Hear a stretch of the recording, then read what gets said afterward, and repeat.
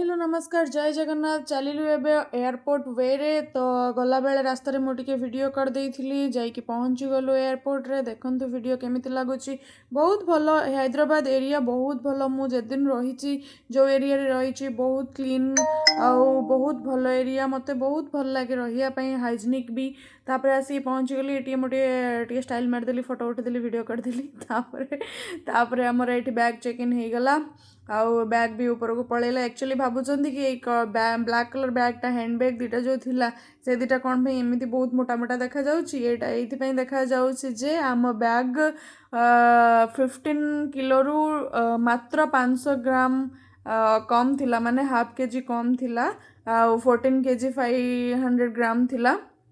आउ से यही बैग रे सब ठेसी ठासिकी पुराई देइछि मु जेहेतु हैदराबाद जाइछि शॉपिंग तो करी ना तो शॉपिंग कले कौट रखी तो बैग ही रखी किंतु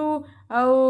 एयरपोर्ट रे तो एमती जाई हबनी ट्रेन रे अच्छी जे निज घर को भी बसैकी नहीं जाई पारि आपण ट्रेन रे किंतु फ्लाइट रे सेटा हेई परिबनी तो सेतिपई आमे दुई जण बैग को बहुत कष्ट रे मो बैग नहीं के आस्तली मो कांध पूरा माने कया गले 2 दिन पर्यंत मो सोईकी रहिली मो कांध एते जोरे बथा हला से बैग रे सब कोन थिला आपण माने देखि पड़थबे